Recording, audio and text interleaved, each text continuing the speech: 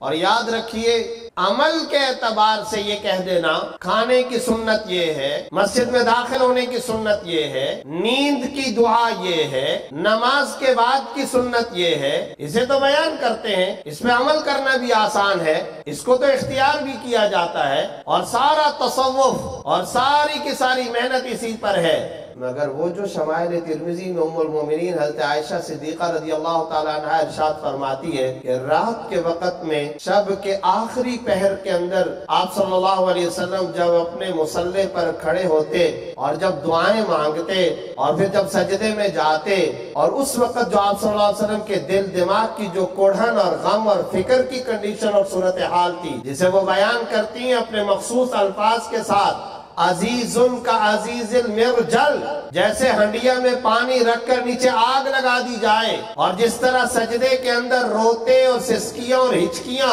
اور ان ہچکیوں کے دوران میں وہ فرماتے جاتے اللہم یا رب امتی، اللہم یا رب امتی، اللہم یا رب امتی، اے اللہ میری امت میری امت میری امت۔ اور مواہب کے اندر ملا علی قاری رحمۃ اللہ علیہ نے لکھا ہے کہ ایک مرتبہ حضرت عائشہ صدیقہ رضی اللہ تعالیٰ عنہ فرماتی ہیں، میں اپنے کمرے کے اندر، یہ جو روضہ مبارک ہے یہ حجرہ عائشہ صدیقہ رضی اللہ عنہ تھا، اللہ تعالیٰ وہاں کی زیارت ہم سب کو بار بار نصیب فرمائے۔ وہ فرماتی ہے کہ کمرے میں ایک مرتبہ جاگی، دائیں بائیں دیکھا کہ بستر پر آپ صلی اللہ علیہ وسلم موجود نہیں، تو مجھے فکر لاحق ہوئی، چراغ نہیں تھا، میں بستر پر ہاتھ لگا کر کے چھونے کی کوشش کرتی، مگر دائیں بائیں کہیں آپ صلی اللہ علیہ وسلم نظر نہ آئے۔ تو اب میں اٹھی اور پھر میں مسجد نبوی میں آئی، اور میں نے دیکھا شاید یہاں نوافل و تہجد کے لیے آئے ہوں، لیکن وہاں بھی نظر نہ آئے۔ میں دوبارہ گھر آئی اور آ کر کے بڑی چادر اوڑھی، اور اس چادر کو اوڑھ کر کے میں باہر نکلی، اور غم کی حالت، فکر کی حالت، کیا ہو گیا؟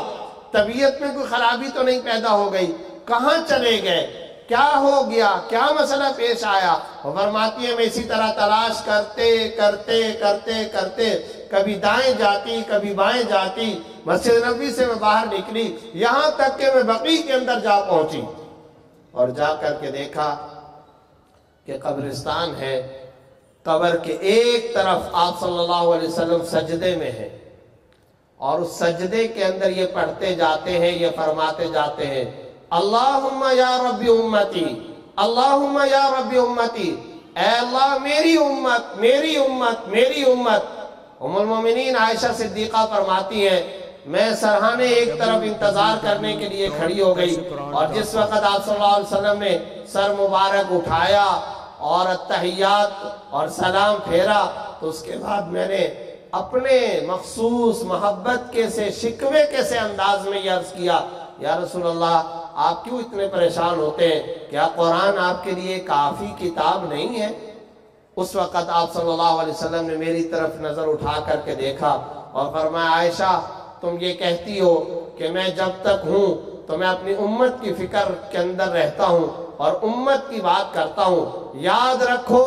میں جب تک زندہ ہوں، سانس میں سانس ہے، میں اپنی امت کی یہ فکر کرتا رہوں گا، اور جب میں اس دنیا سے جا رہا ہوں گا تب بھی میرے آخری جملے اور آخری بول امت کی کوڑھن اور فکر پر ہوں گے، اور پھر جب میں اس دنیا سے چلا جاؤں گا اور قیامت کا منظر قائم ہوگا اور پل صراط کا منظر قائم ہوگا، اس وقت بھی صورتحال یہ ہوگی کہ میں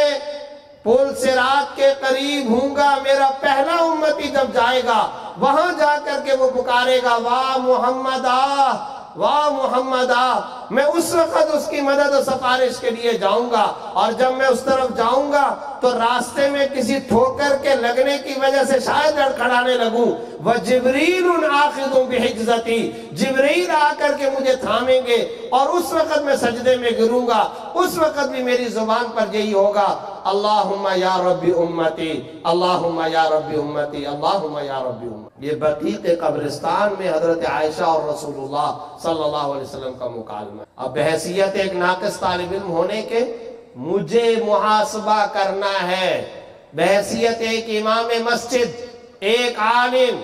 ایک مفتی، ایک شیخ الحدیث، ایک دینی رہبر و رہنما، میں اپنا تجزیہ کروں،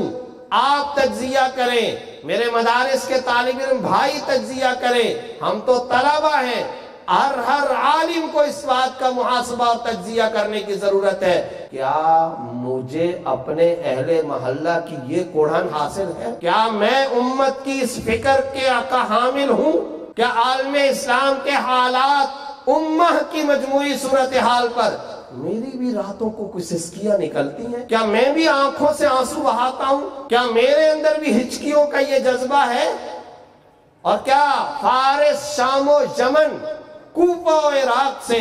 اگر کوئی تکلیف دے خبر کسی مسلم ماں کی، کسی مسلم بہن کی، کسی مسلم نوجوان کی اگر ملتی تو مدینہ میں سرکار دو عالم صلی اللہ علیہ وسلم اور آپ صلی اللہ علیہ وسلم کے قریبی رفقا اور یہ حضرت فاروق اعظم اور ان کی فاروقی افواج تڑپ اٹھا کرتی تھی، کیا یہ دینی قلبی کوڑھن کے فکری جذبات میرے اندر آج موجود ہیں؟ اس لیے میں یہ عرض کرتا ہوں اور بار بار یہ عرض کرتا ہوں، دعاؤں کی سنت کو بیان کیا جاتا ہے، عمل کی سنت کو بیان کیا جاتا ہے، عبادت و نماز کی سنت کو بیان کیا جاتا ہے،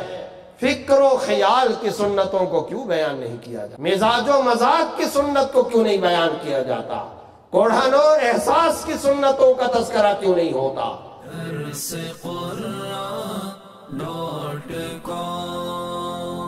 www.darsequran.com